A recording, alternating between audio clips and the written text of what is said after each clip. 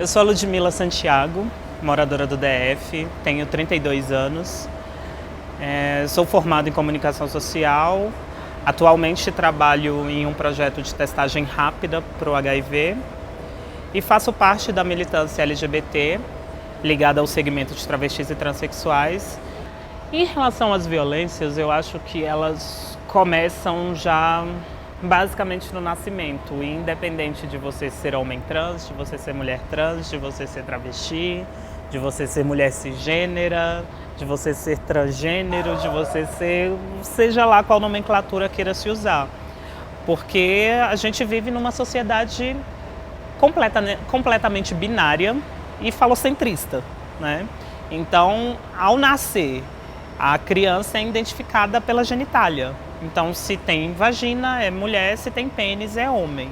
E isso não que a gente não pudesse falar que isso é certo ou errado, mas a gente tem hoje a certeza e o entendimento que essas questões de o que é ser homem e o que é ser mulher, a gente só vai conseguir afirmar isso com o decorrer da vida, com as vivências e experiências que vamos tendo ao longo do caminho.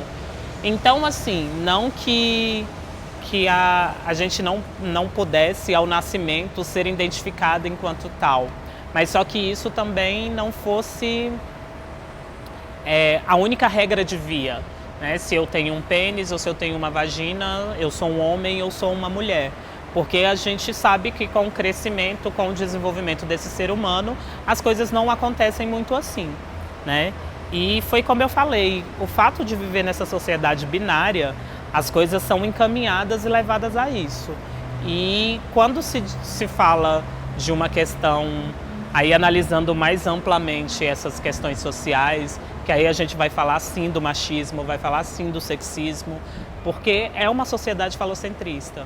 Então, quando um homem, né, dito homem por essa sociedade, nega esse falo, parece que ele está causando uma guerra em relação a isso, porque como assim, né? Você é o centro do poder e renega esse poder que lhe é dado ao nascimento, vamos deixar assim.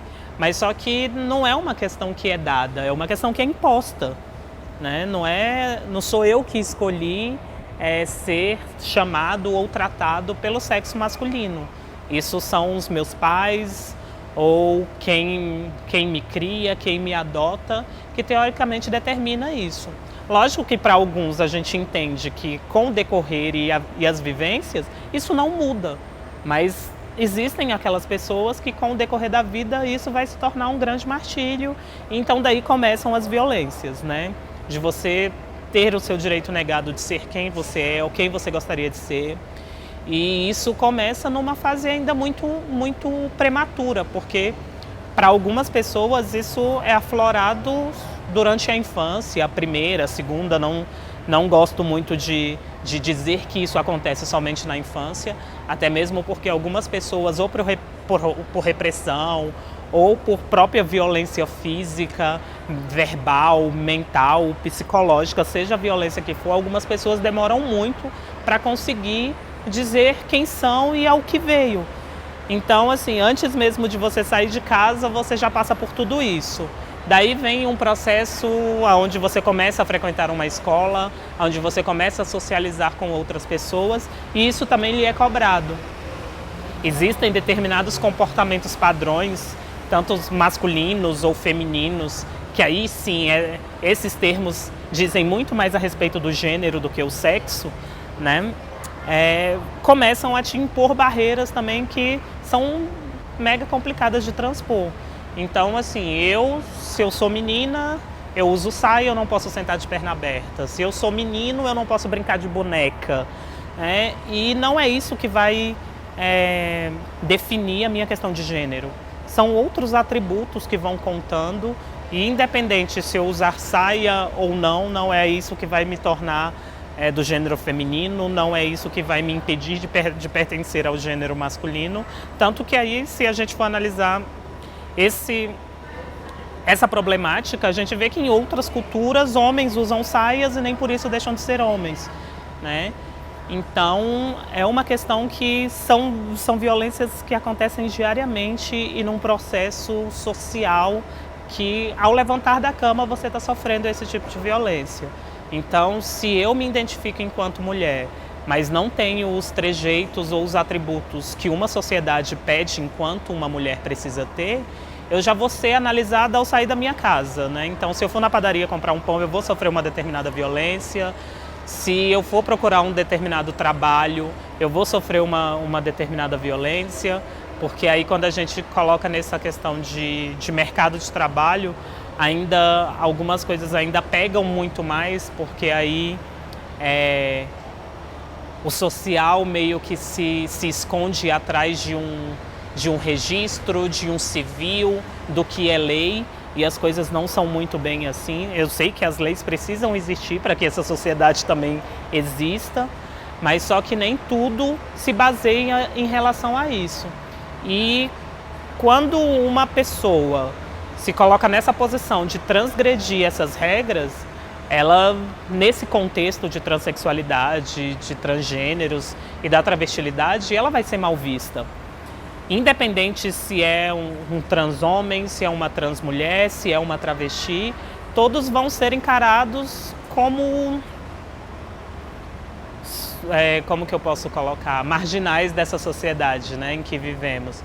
Então, assim, infelizmente, você muitas vezes, para não sofrer violência, você precisaria viver isolado ou isolada de algum desse processo e desse ambiente. E assim, não tem como a gente viver isolado, a gente precisa se socializar em alguns momentos para ter algumas relações, independentes que essas relações sejam afetivas, sexuais, porque tudo é levado para a questão sexual, e muitas vezes isso não é analisado, porque quando eu falo de uma questão afetiva, a gente, aí colocando uma coisa que eu acho que é bem polêmica, que aí eu gosto de puxar esses assuntos, uma coisa que a gente não consegue identificar são basicamente casais homoafetivos poderem adotar crianças com uma facilidade tão grande. E assim, a gente sabe que hoje em dia, né, no nosso país, a gente tem um déficit enorme de crianças aí que não podem ou não são adotadas, muito por conta de uma burocracia do que muitas vezes por conta de uma identificação da família que quer adotar essa criança ou esse adolescente, seja lá como esse processo vai se dar. Mas fazendo uma conjuntura geral, essas violências elas são sofridas diariamente e a cada minuto da sua vida. E violência eu acho que é muito como preconceito, como discriminação. A gente não tem como medir, para cada um vai ser uma questão e vai ter uma dimensão diferenciada. Então, violência é violência e ponto. Eu posso muito bem conseguir lidar com essa questão de não me aceitarem enquanto uma mulher completa ou total, como é dito no social. Mas eu consigo lidar bem com isso. E podem ter outras pessoas que não lidam tão bem com isso, mas nem por isso dá para deixar que eu não dizer que eu não sofri uma violência. Então eu acho que violências são violências, não tem como a gente ficar medindo em escala quem sofreu mais ou quem sofreu menos em relação a essas violências. Como a gente vive num social onde a gente precisa de leis e tem leis que embasam determinadas questões, eu prefiro fazer esse percurso de ir atrás do que é direito, do que é dever, porque se eu me empodero em relação a isso, eu tenho argumentos de discussão. Então eu consigo ser imbatível, eu consigo ir para cima em relação a algumas das questões, ainda mais se eu tenho atributos, principalmente de fala, em relação a essas questões. Isso é uma forma de defesa e de me defender. Mas eu entendo também que existe um processo, muitas vezes, de ignorância mesmo. As pessoas, por não conviverem, por não se interessarem pelo assunto, por nunca terem se deparado com alguma questão relacionada a essas vivências, né? Principalmente quando se fala de travestis e transexuais. E daí, então, eu consigo ter alguns amigos a levarem a entender que, assim, eu sou um ser humano como ele e eu faço parte desse social. E do mesmo jeito que eu preciso entendê-lo e aceitá-lo nas suas diversidades, ele precisa ou ela precisa fazer isso comigo também.